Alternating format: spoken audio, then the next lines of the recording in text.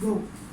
Hi, Doctor. Good morning. My name is Flory from Philippine Pharma, a Filipino-owned company that specializes in anesthesia, anti-infectives, and critical care. So I'm here to introduce to you the first and only FDA and Philippines-registered IV Colisan, a colistanate sodium 2 million IU. So when you need to break the toughest resistance like the MDRO, our Colisan 2 is the medication you need. So each 10 ml of colistanate sodium contains a creamy white of lyophilized powder for injection that is equivalent to 2 million IU. So a colistanate sodium Colisan is a cyclic polypeptide antibiotic derived from Bacillus polymyxaver colismus, and this belongs to the polymyxin group, particularly the polymyxin E. So after infusion of the colistanate sodium, the inactive prodrug is converted to the active colistin. It binds with the lipopolysaccharides and phospholipids in the outer cell membrane of the gram-negative bacteria. It then competitively displaces divalent cations such as the calcium and magnesium from the phosphate groups in the membrane lipids, which leads to the disruption of the membrane and breakage of the intercellular contents and eventually bacterial damage. Once again, polymyxin is an antibiotic, which is a cationic surface active agents that work by damaging the cell membrane, and the effect in the physiological is little to the bacterium. So to give you a background, colistin is an old antibiotic which was introduced 60 years ago. In 1959, colistin has been significantly used for the treatment of the gram-negative infections. However, due to its nephrotoxicity and neurotoxicity, it has been largely replaced by aminoglycosides in 1970s. Although aminoglycosides has been, also induce the same nephrotoxicity and manifest a non-oligaric renal failure with a slow rise in serum creatinine and a hypoosmolaric renal activity, which was developed after several days of treatment.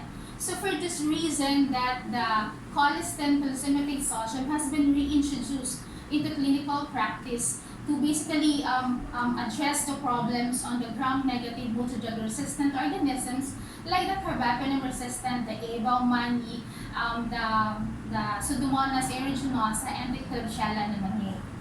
So Colisan is only not indicated to adults, children, but to neonates as well for the treatment of the serious infections caused by this MDRO, especially to patients with limited treatment options.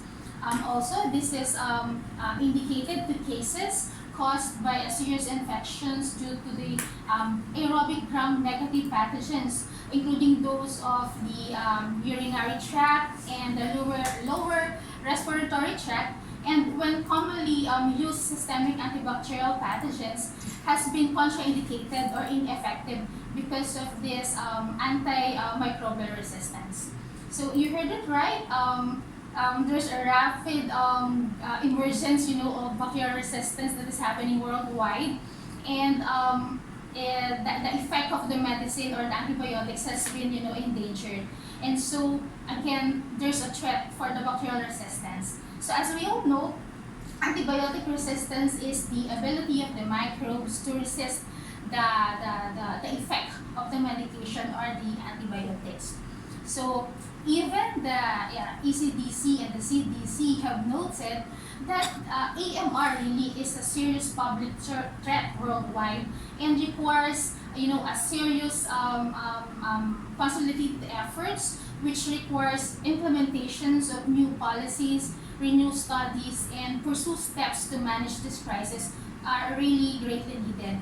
But good news to everyone, because Colisan 2, colistanate sodium, is based from a quality clinical trial, and it is supported with numerous data and evidences that are effective, efficient, and are for optimal use of our patients. So to give you evidences, to cite some, a study conducted in August 2010 to July 2011 in an intensive care facility at a hospital in Italy, the test for the renal toxicity along with the efficacy of a salvage therapy with a high dose and with an extended interval colistin dosage in a cohort of a critically ill patients, found with a nosocomial bacteria, which resulted to a high efficacy with high dose of colistin with a clinical cure rate of 82%. So the bactericidal clearance, which has happened after several days of treatment, and it happened in all episodes of the blood streams in the 74% ventilator-acquired pneumonia episodes. Another study in a multi-center randomized controlled study conducted by Paul et al. In 2018, it was proven that colistin is effective even as a monotherapy compared with colistin-meropenem combination therapy. And the study shows that the colistin monotherapy is more superior compared with that. And Paul et al. Also strongly suggests the avoidance of this combination therapy with the colistin and meropenem. And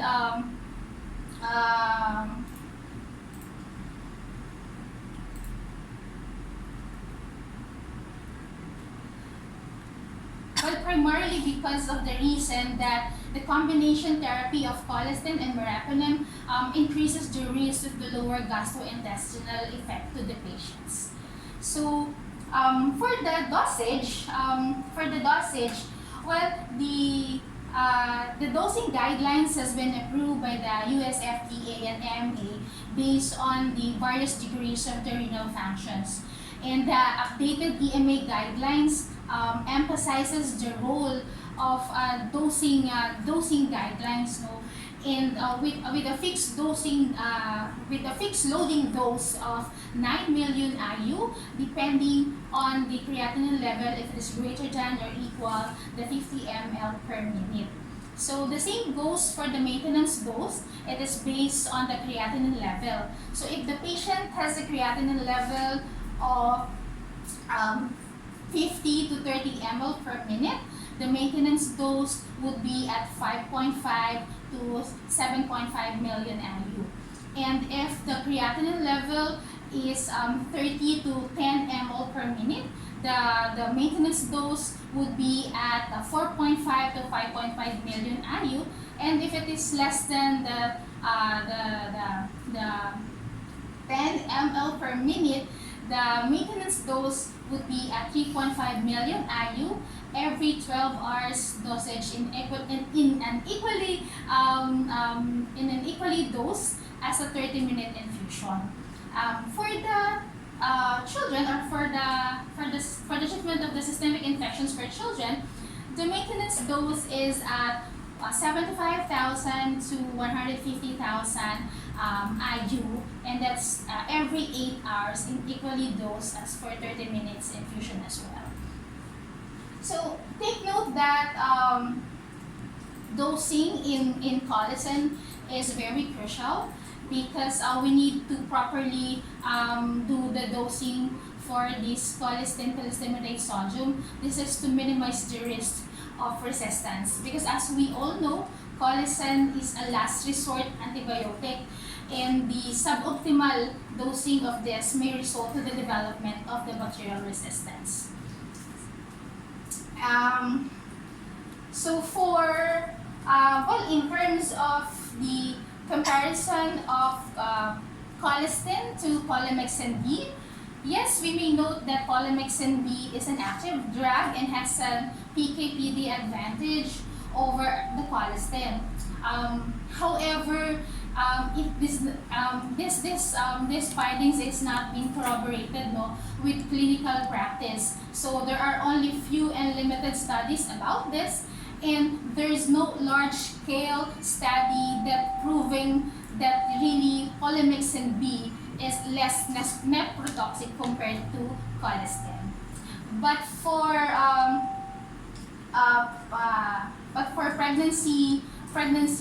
data, well, there's no adequate data on the use of colistin for patients for pregnant patients. So in a single dose study in human pregnancy, it shows that cholestyramine sodium crosses the placental barrier and it may reduce a risk to its fetus. So there's a fetal toxicity.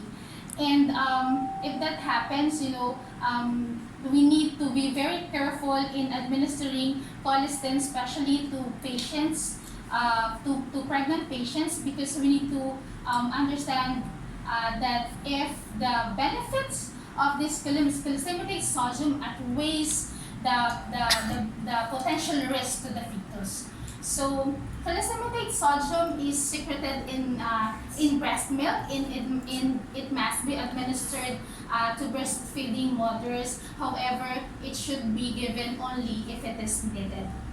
So finally, Colisan 2 cholestyramine sodium is a FDA and PNDF registered, and it passed through a bioassay and has been carefully evaluated by CGS at a 102.47%. And it is manufactured by SRS Pharmaceutical, a GMP certified IV manufacturer. And it is only 2,100 pesos, and it is used widely in major hospitals nationwide and also available in Mercury Drug stores. And once again, thank you very much. My name is Flory of Field-Care Pharma. Thank you for allowing me to present my product, and I hope that you would use and choose Colisan 2 cholestyramine sodium as your brand of choice for the treatment of the gram-negative multi-drug resistant organisms.